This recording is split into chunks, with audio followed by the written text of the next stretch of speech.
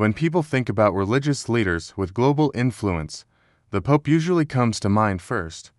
But there's another powerful figure, not so well understood outside the Middle East, Iran's supreme leader. Many wonder where did this role come from, and is he similar to the Pope? Let us take a closer look at how this unique position was born and why it holds such extraordinary power. To understand the supreme leader, you have to go back to Iran in the mid-20th century. Before 1979, Iran was ruled by a king known as the Shah. He promoted Western-style modernization and had close ties to the United States and Europe. While the Shah's reforms modernized parts of Iranian society, they also created deep anger among religious leaders and many ordinary people. They felt their traditional values were under attack and that Iran had become too dependent on foreign powers. This frustration gave rise to a massive opposition movement led by a respected Shia cleric named Ayatollah Ruhollah Khomeini. Khomeini argued that true justice and independence for Iran could only come through strict adherence to Islamic principles. After years of protests, strikes, and clashes with the Shah's security forces, the monarchy finally fell in 1979. With the Shah gone, Iran faced a huge question: what system should replace him? Many revolutionaries wanted a democratic republic. Others wanted an Islamic state led entirely by clerics. Khomeini and his supporters combined these ideas and created something completely new, the Islamic Republic of Iran. They wrote a new constitution that included elections, a president, a parliament, and local councils. But above all of these democratic parts, they placed one ultimate guardian, the supreme leader. This idea came from a theory in Shia Islam called Velayat-e Faqih, which means guardianship of the Islamic jurist.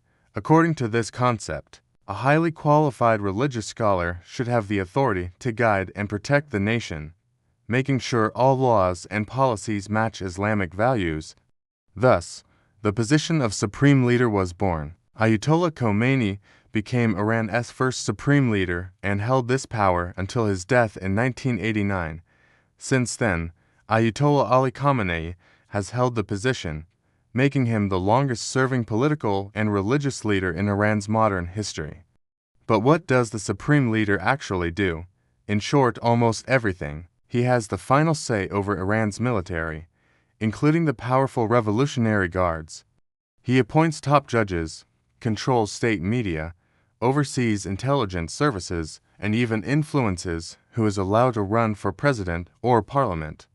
While Iran holds elections, no candidate can appear on the ballot without passing through a strict vetting process by institutions loyal to the supreme leader. So, how does this compare to the Pope? Well, they do share a few things in common. Both are seen as spiritual guides for millions of followers.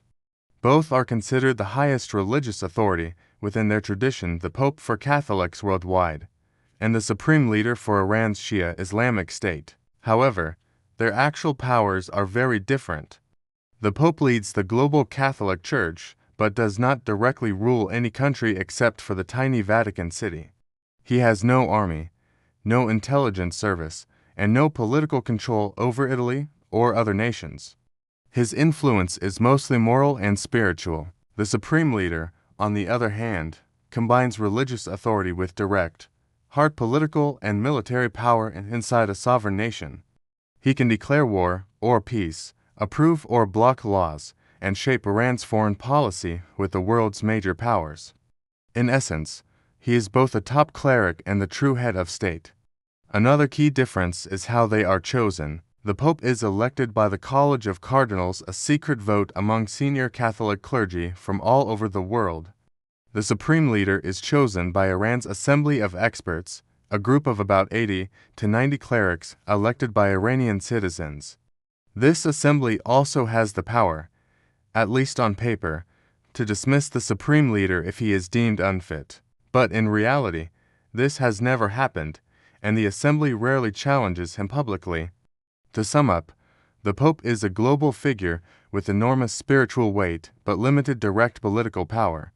Iran's supreme leader is a national figure with both religious status and very real control over the state's military, courts, and politics. Understanding this difference helps explain why Iran remains such a unique system in today's world, a country where an unelected religious leader can outrank an elected president and shape both daily life and global conflicts.